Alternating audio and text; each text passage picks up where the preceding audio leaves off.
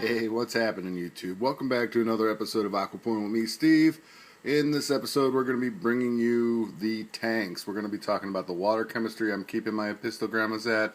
We're going to be talking about what I've used inside the tank and some of the decorations and such. So let's get started right away. As you can see, I've used mostly sand substrate in four of the 5 tanks.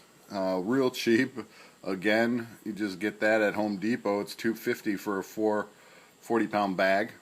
You have to clean the crap out of it, and it takes you a while to do that. But once you've done it, you got a nice substrate, relatively cheap.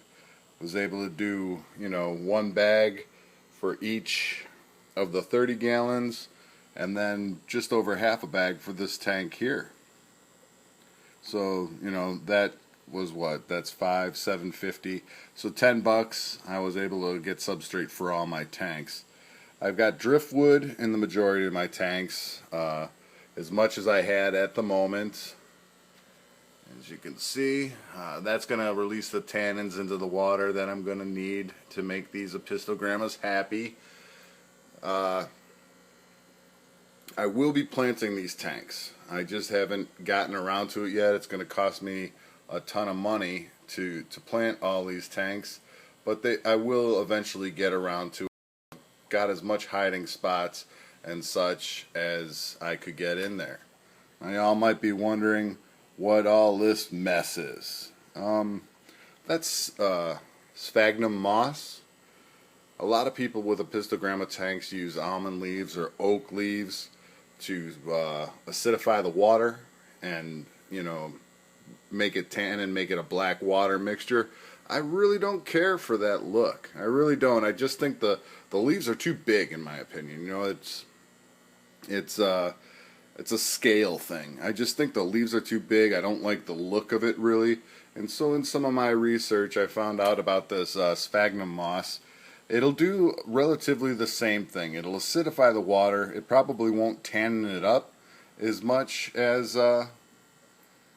the leaves will do, but it's going to do its job. And I like it for the fact that I don't have too many floating plants yet, but you can get it in there and you can get it to float to deflect your light a little bit, and then it eventually just naturally sinks down to the bottom.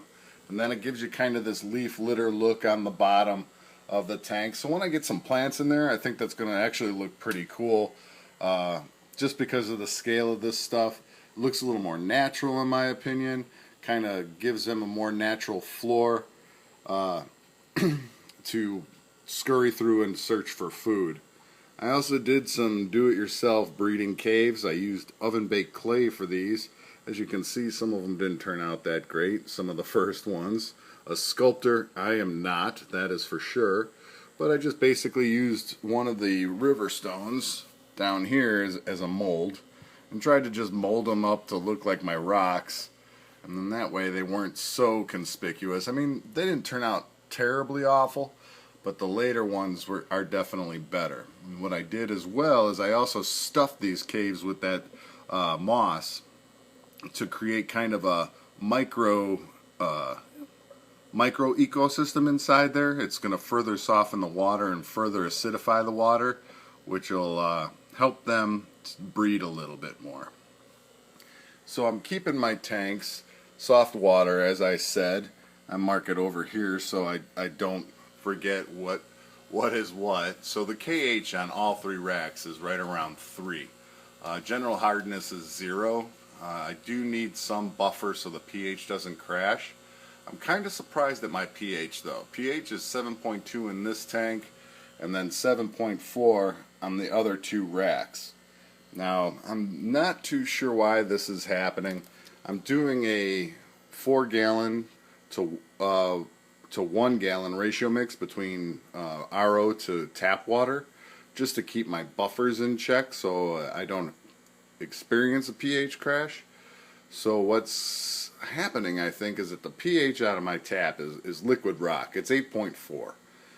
Now I'm only using 1 gallon of tap water to 4 gallons of RO, but I'm still getting a pretty high pH in all the tanks. So the moss is going to further help that out. And that's why I've stuffed the caves as well, because the eggs, for proper fertilization, they're going to need a more acidic water than a 7.4.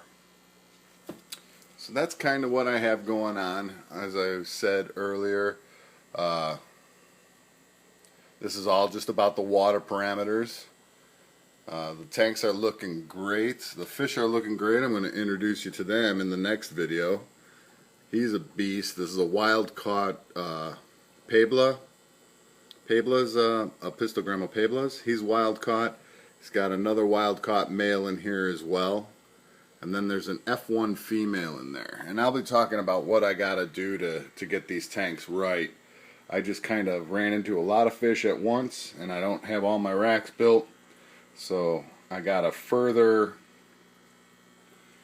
move along here to keep it going. I also didn't mention that the only floating plant I have right now, which is doing pretty good. I don't like frog bit, but this, I believe it's called Salvina or something like that. I'll put it down below for you. But this is a bigger version of it, and it's growing really well. As soon as it grows enough, I'll spread it to the rest of the tanks to help defer the light a little bit. But I'm going to end this video, or at the 6-minute mark or so, I'm going to end this video, and then we'll come back with another video about the fish.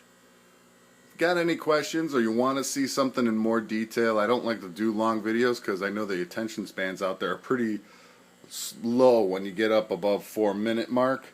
But let me know, and I'll come back and I'll introduce you to all the species I'm currently housing and currently going to try and breed. Comment, rate, subscribe. Catch you next time. Let me know if there's a video or something you want to see in more detail. I'll do a video about it. And we'll catch you all later. You have a good time.